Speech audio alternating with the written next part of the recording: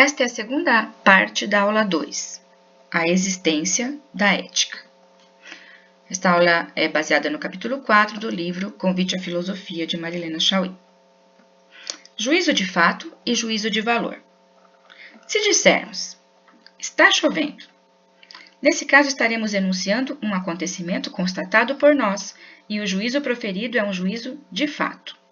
Se, porém, falarmos, a chuva é boa para as plantas, ou a chuva é bela, ou gosto da chuva, estaremos interpretando e avaliando o acontecimento.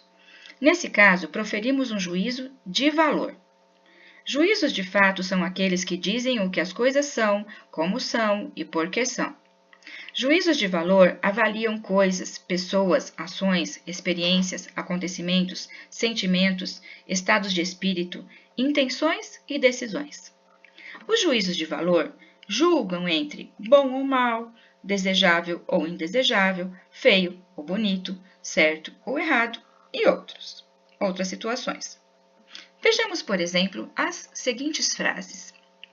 O errado é errado, mesmo que todo mundo esteja fazendo. E o certo é certo, mesmo que ninguém esteja fazendo.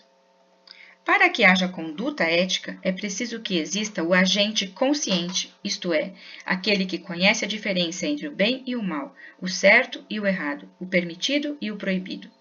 A consciência moral não só conhece tais diferenças, mas também reconhece-se como capaz de julgar o valor dos atos e das condutas e de agir em conformidade com os valores morais, sendo por isso responsável por suas ações e seus sentimentos, e pelas consequências do que faz e sente.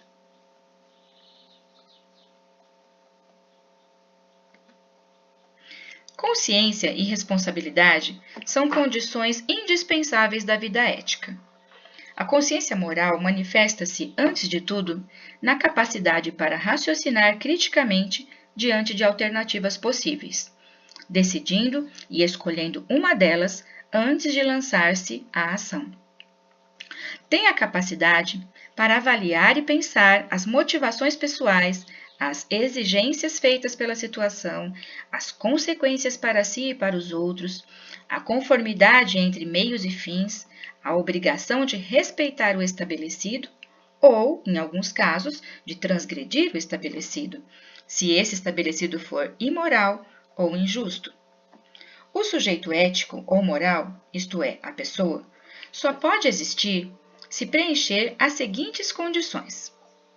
Ser consciente de si e dos outros, isto é, ser capaz de reflexão e de reconhecer a existência dos outros como sujeitos éticos iguais a ele. Ser dotado de vontade, isto é, de capacidade para controlar e orientar desejos, impulsos, tendências, sentimentos e de capacidade para deliberar e decidir entre várias alternativas possíveis. Ser responsável, isto é, reconhecer-se como autor da ação, avaliar os efeitos e consequências dela sobre si e sobre os outros, assumi-la, bem como as suas consequências, respondendo por elas. Ser livre, isto é, ser capaz de oferecer-se como causa interna de seus sentimentos, atitudes e ações, por não estar submetido a poderes externos que o forcem e o constranjam a sentir, a querer e a fazer alguma coisa. A liberdade não é tanto o poder para escolher entre vários possíveis, mas o poder para autodeterminar-se, dando a si mesmo as regras de conduta. Do ponto de vista do agente ou sujeito moral, a ética faz uma exigência essencial, a diferença entre passividade e atividade. Passivo é aquele que se deixa governar e arrastar por seus impulsos, inclinações e paixões, pelas circunstâncias, pela opinião alheia, pelo medo dos outros, pela vontade do outro, não exercendo sua própria consciência, sua própria vontade, sua própria liberdade e responsabilidade. Foi o que aconteceu com grande parte da população dos países invadidos pelos soldados nazistas durante a Segunda Guerra Mundial, quando viram os soldados prendendo e matando os judeus. A maior parte da população local dos países invadidos se submeteu ao regime nazista e se colocou sob a imposição nazista, por medo. Ao contrário, é ativo ou virtuoso aquele que controla interiormente seus impulsos, suas inclinações e suas paixões. Discute consigo mesmo e com os outros o sentido dos valores e dos fins estabelecidos. Indaga se devem e como devem ser respeitados ou transgredidos os valores e fins superiores aos existentes. Avalia sua capacidade para dar a si mesmo as regras de conduta. Consulta sua razão e sua vontade antes de agir. Tem consideração pelos outros, sem subordinar-se nem submeter-se cegamente a eles. Responde pelo que faz, julga suas próprias intenções e recusa a violência entre si e contra os outros. Numa palavra, esse é o ser autônomo. Martin Luther King Jr. agiu com esse tipo de autonomia na luta pela segregação racial nos Estados Unidos da América. Na imagem apresentada no slide, lemos uma frase proferida por ele. É nosso dever moral e obrigação desobedecer a uma lei injusta. Outra frase marcante de Martin Luther King Jr. Quem aceita o mal sem protestar, coopera com ele. Mais uma frase chocante, marcante, significativa. O que me preocupa não é o grito dos maus, e sim o silêncio dos bons. Continuando o assunto desta aula, trataremos agora sobre os fins e os meios, e lançaremos uma pergunta. Os fins justificam os meios? Além do sujeito ou pessoa moral e dos valores ou fins morais, o campo ético é ainda constituído por um outro elemento, os meios para que o sujeito realize os fins. Empregar meios imorais para alcançar fins morais é impossível. No caso da ética, portanto, nem todos os meios são justificáveis, mas apenas aqueles que estão de acordo com os fins da própria ação. Em outras palavras, fins éticos exigem meios éticos.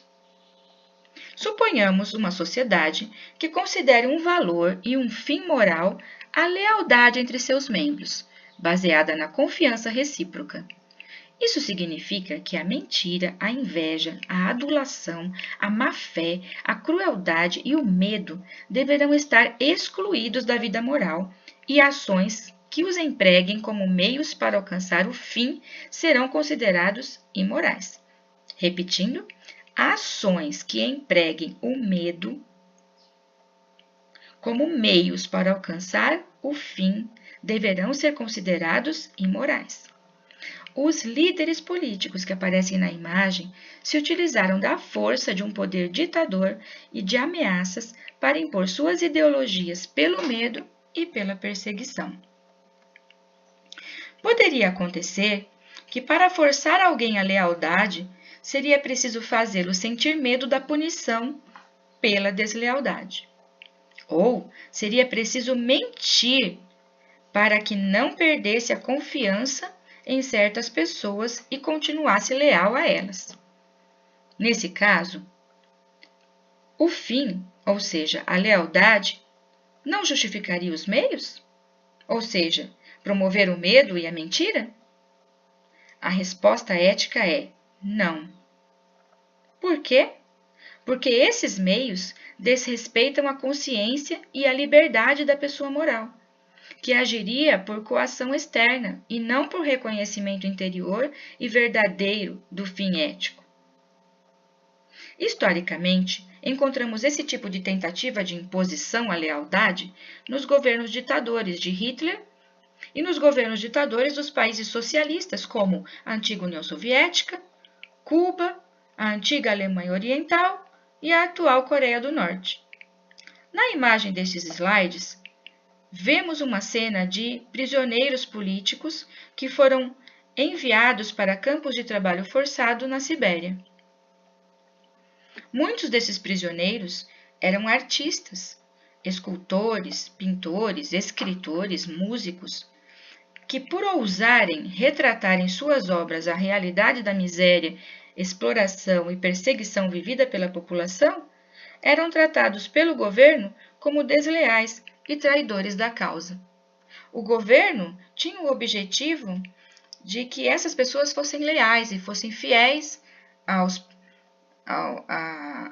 ideologia estabelecida pelo governo da época, né? E, para chegar a esse fim da lealdade, eles impuseram a obediência pelo medo, mas isso não funciona. Voltando, fins éticos exigem meios éticos. Encerramos aqui essa aula e continuaremos o assunto em uma próxima aula.